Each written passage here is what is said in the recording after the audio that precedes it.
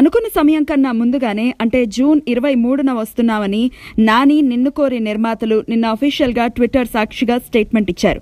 జూలైకి సినిమాని రిలీజ్ చేద్దామనుకున్నా అన్ని పనులు ముందుగానే ముగుస్తుండటంతో జూన్లోనే ప్రేక్షకుల ముందుకు తీసుకొచ్చే ప్రయత్నం చేశారు. కానీ అదే రోజు అల్లు అర్జున్ దువ్వాడ జగన్నాథం రిలీజ్ అవుతోంది. అందుకని మళ్లీ ముందనుకున్న డేట్ అంటే జూలై 7కి ఫిక్స్ చేశారని తెలిసింది. మరి అలాంటప్పుడు జూన్ 23న విడుదల చేస్తున్నామనే స్టేట్మెంట్ ఎందుకు ఇచ్చారో అర్థం కాదు. నాని మంచి హీరోగా ఎదుగుతున్నా కూడా తన రేంజ్ ఏంటో తెలిసినవాడు కాబట్టే ఎప్పుడూ అగ్ర హీరోలతో పోటీ పడలేదు. ఈసారి కూడా అంతటి ధైర్యం చేయలేదు. అయితే వాస్తవానికి నాని నిర్మాతలు తప్పుడు స్టేట్మెంట్ ఏమీ ఇవ్వలేదు. కానీ అది అనుకోకుండా జరిగిన చర్య.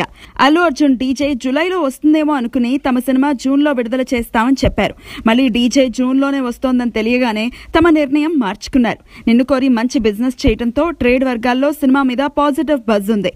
అది కూడా ఉండటం ఈ సినిమాకి అతిపెద్ద ఎసెట్.